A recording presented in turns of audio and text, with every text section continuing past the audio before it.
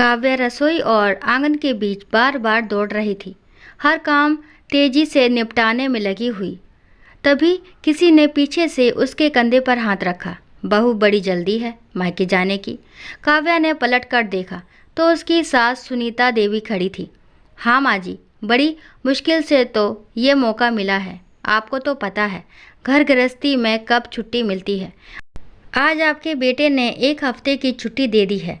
ना जाने आज उन्हें मुझ पर कैसे तरस आ गया। काव्या ने मुस्कुराते हुए कहा। शादी को 12 साल हो चुके थे, लेकिन इन सालों में गिनती के 2-3 बार ही वे मायके जा पाई थी, वो भी किसी खास कार्यक्रम के लिए। अजय ने कभी उसे आसानी से मायके जाने की अनुमति नहीं दी, क्योंकि उनके बूढ़े माता पिता की देखभाल करने वाला कोई और नहीं था।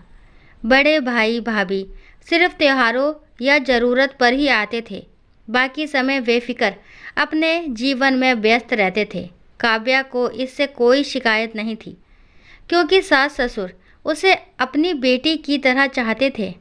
और वह भी कब बहू से बेटी बन गई, उसे खुद नहीं पता चला। दिन भर घर और उनके आराम का ख्याल रखना, दवाइयों से लेकर खाने पीने तक सब उसकी जिम्मेदारी थी। कभी कभी जब वह अपने ससुर रघुनाथ प्रसाद को मीठा खाते पकड़ लेती तो हल्के फुल्के डांट में कह देती, पापा जी, डॉक्टर ने मना किया है। और वो मुस्कुराकर जवाब देते, लगता है मेरी माँ फिर लौट आई है। लेकिन आज वह सब भूलकर मायके जाने की तैयारी में थी। अजय खुद उसे छोड़ने जा रहा था। जाते समय उसने सास ससुर के पैर छुए। पापा जी, मीठा बिल्कुल मत खाना, और मम्मी जी, दवाई समय पर लेना। मैंने मेड को समझा दिया है, जब लौटूं आप दोनों अच्छे भले मिलने चाहिए। दोनों के चेहरों पर हल्की उदासी थी, जो काव्या समझ नहीं पाई। उसने सोचा शायद वे उसके जाने से दुखी है। काव्या आशीर्वाद लेकर चली गई। उसके जाने के बाद रघुनाथ प्रसाद ने सुनीता देवी से कहा, चलो मेरा सामान पैक कर दो, लगता है अब तुम्हारा और मेरा साथ यहीं तक था। सुनीता देवी घबराकर बोली, ऐसा मत कहिए, मैं भी आपके साथ चलती हूँ, नहीं तो हम दोनों किसी वृद्ध आश्रम में रहने चलेंगे। रघुनाथ प्रसाद ने भारी मन से कहा, नहीं, तुम यहीं रहो। अगर तुम भी चली गई तो काव्या बेचैन हो जाएगी। मैं ही चला जाता हूँ। असल में कुछ दिनों से अजय और बड़े भाई मनोज के बीच बहस हो रही थी। अजय चाहता था कि माँ बाप की देखभाल की जिम्मेदारी दोनों मिलकर निभाएं, लेकिन मनोज इसके लिए तैयार नहीं था। आखिर समझौता ये हुआ कि पापा मनोज के पास और माँ अजय के पास रहेंगी। लेकिन काव्या के रहते ये आसान नहीं था, इसलिए अजय ने बहाने से काव्या को मायके भेज दिया। अगले ही दिन मनोज आकर पिताजी को ले गया। सुनीता देवी का रो रो कर बुरा हाल था। उधर रघुनाथ प्रसाद भी चुप और गुमसुम रहते, ना किसी से बात करते, ना ठीक से खाते। कुछ दिन बाद अजय ने काव्या को फ़ोन किया। काव्या, माँ की तबीयत ठीक नहीं है, अस्पताल में भर्ती कराया है, जल्दी आ जाओ। काव्या दौड़ती हुई अस्पताल पहुँची। माँ जी, क्या हो गया आपको?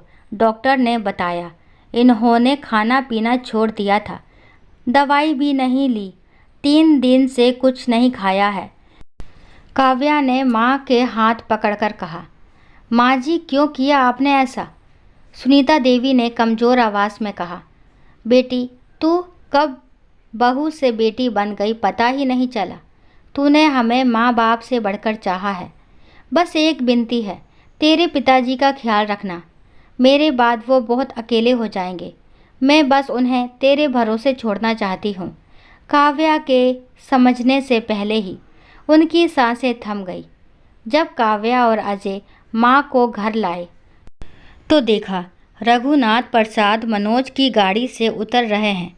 सब कुछ समझते हुए काव्या ने अजय की तरफ देखा और बोली, जो गलती आपने की है उसका प्रायश्चित कोई नहीं कर सकता। माता पिता के साथ धोखा और अपमान, इसका जवाब ऊपर वाला देगा। अजय रोते हुए बोला, मुझे क्या पता था ये सब हो जाएगा। रघुनाथ प्रसाद चुपचाप बैठे रहे। फिर काव्या के कंधे पर सिर रखकर बोले, बेटा, मेरा आशीर्वाद हमेशा तेरे साथ रहेगा, लेकिन अब मैं जी नहीं पाऊंगा। इतना कहकर उन्होंने अंतिम सांस ली और काव्या की गोद में हमेशा के लिए सो गए।